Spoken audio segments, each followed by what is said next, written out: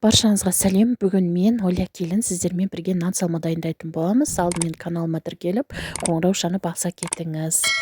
Ең бірінші қызып тұрған қазанымызға осындай тоң майды салып аламыз. Сұйық май мүлде қолданбаймыз бұл жерде де. Тоң майымыз ерігеннен кейін үстіне етімізді салып алатын боламыз. Біркелкі туралу керек етіміз. Және де бұл жерде мен сүйек қостым. Сіздер қоссаңыздар да болады, қоспасаңыздар да болады.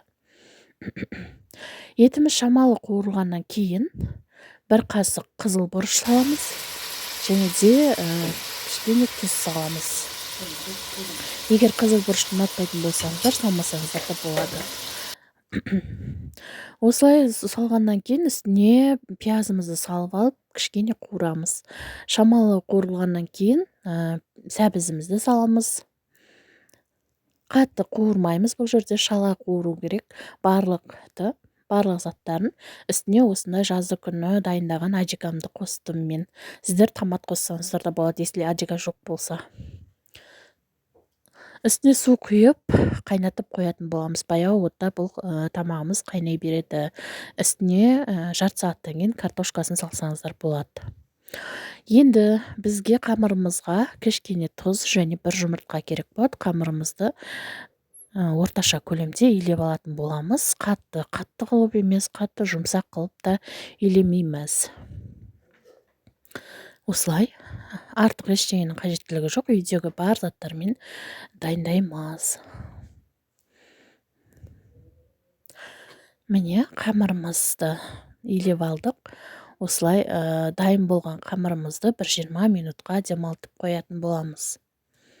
Демалған қамырымызды алып, жайып аламыз. Қатты жұқа емес, қатты қалың емес, біркелкі қылып жаятын боламыз.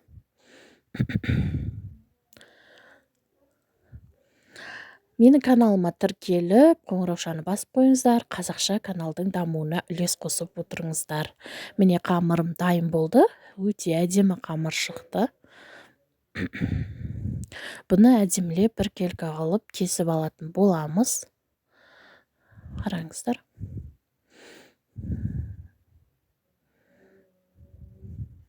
Өте жұқа емес, қараңыздар. Әдемі қамыр болды.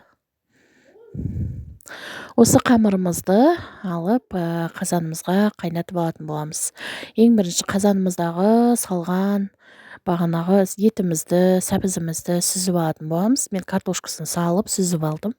Сосын бұл жерде де бешбармақ сияқты тұздық дайындап аласыздар қамырдың бетіне құю үшін. Бұл аса көп уақыт алмайды, тез дайын болады, сондықтан осылай арасында жасап жесеңіздер болады. Қараңыздар, бұның сорпасы да өте дәмді болады, өйткені бұған томат, сондай заттар қосылғаннан кейін дәмді сорпа болады.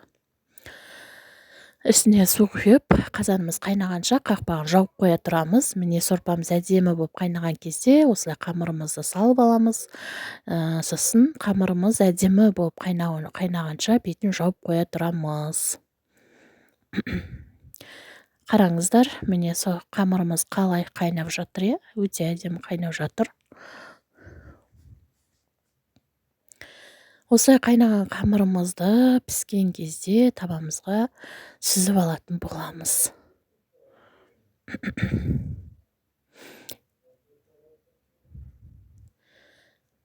Не қамырымыз өте әдемі қайнап жатыр. Осылай тұздық дайындап аламыз да, қамырымызды сүзіп аламыз. Міне тұздығымызды құйып, үстіне өзіміздің етімізді, картошкамызды, сәбізімізді салып аламыз.